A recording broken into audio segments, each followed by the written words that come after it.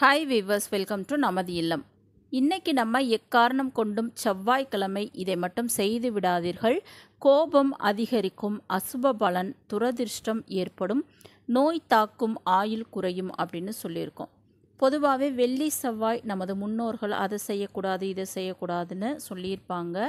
அதை இன்றைய தலைமுறையினர் யாருமே அதை செயல்படுத்துறதில்ல, நம்புறதில்ல. ஆனால் நமது முன்னோர்கள் சொன்ன அனைத்து விஷயங்களுக்கும் பின்னாடி ஒரு பலமான காரணம் இருக்கும். அதே போல்தான் இந்த செவ்வாய்க்கிழமை நீங்கள் இந்த விஷயங்கள் எல்லாம் கண்டிப்பாக செய்யும் பொழுது அது உங்களை கண்டிப்பாக பாதிக்கும். உங்கள் வருமானத்தை கண்டிப்பாக பாதிக்கும். உங்களின் கோப குணத்தை அதிகரிக்கும்.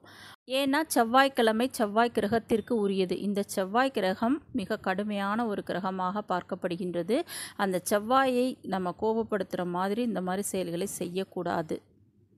அது என்ன அப்படின்றத பார்ப்பதற்கு முன்பாக மறக்காமல் நம்ம சேனலை சப்ஸ்கிரைப் பண்ணிக்கோங்க வீவர்ஸ். வாங்க வீடியோக்குள்ளே போகலாம்.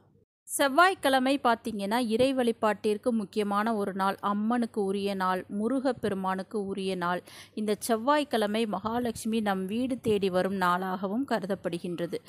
இந்த மாதிரி முக்கியமான நாளன்னைக்கு நம்ம சில செயல்களை செய்யாமல் இருப்பது நல்லது அப்படின்னு நமது முன்னோர்கள், நம்ம பாட்டி தாத்தாலாம் சொல்லி நம்ம கேள்விப்பட்டிருப்போம். அந்த மாதிரிலாம் நம்ம செஞ்சோம்னா மகாலட்சுமி நம்மை விட்டு சென்று விடுவார் அப்படின்றதும் ஒரு ஐதீகம். அதே போல்தான் இந்த செவ்வாய்க்கிழமை அப்படின்றது செவ்வாய் கிரகத்திற்கு உரியது. செவ்வாய் கிரகம் அப்படின்னாலே கொஞ்சம் இப்போ ஒரு பாதிப்பு கொடுக்கக்கூடிய ஒரு கிரகம் அப்படின்னே சொல்லப்படுகின்றது. இந்த செவ்வாய் கிரகமே ஒரு பாதிப்பை ஏற்படுத்தக்கூடிய கிரகமாக இருக்கும் பொழுது அந்த செவ்வாயை கோபப்படுத்தக்கூடிய சில செயல்களை நம்ம செய்யாமல் இருப்பது நல்லது. அது என்னென்ன செயல் அப்படின்றத பார்க்கலாம். முதல்ல செவ்வாய்க்கிழமை நீங்கள் நகம் வெட்டக்கூடாது, முடி வெட்டக்கூடாது, ஷேவ் பண்ணக்கூடாது ஆண்கள். இந்த மாதிரிலாம் நீங்கள் கண்டிப்பாக அதை செய்யாமல் இருப்பது உங்களுக்கும் உங்கள் குடும்பத்திற்கும் நல்லது. நீங்கள் நினைக்கலாம் நகம் முடியெலாம் வெட்டுறதுனால என்ன பிரச்சனை வரப்போகுது அப்படின்றத. ஆனால் நீங்கள் இதை செய்யும் பொழுது உங்களுக்கு ஆயுள் குறையும் அப்படின்னும் சொல்லப்படுகின்றது. நோய் நொடி தாக்கும், அதிர்ஷ்டம் போய் துரதிர்ஷ்டம் ஏற்படும்.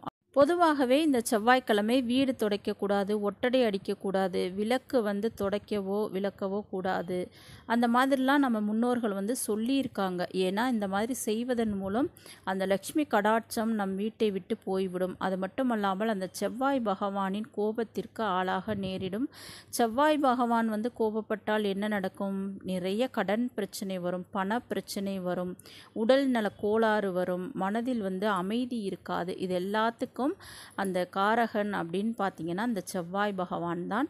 இந்த செவ்வாய் பகவானை இரத்தக்காரகன் அப்படின்ற மாதிரியும் அழைப்பார்கள்.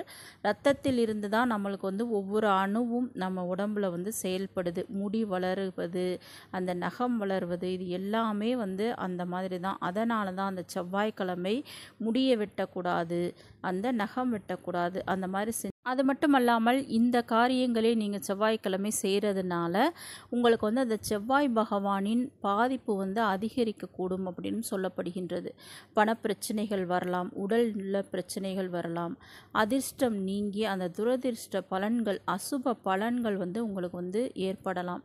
அந்த தேவையில்லாத தீராத நோய் நொடிகள் உங்களுக்கு வரலாம், மன உளைச்சல் அந்த மாதிரிலாம் ஏற்படலாம்.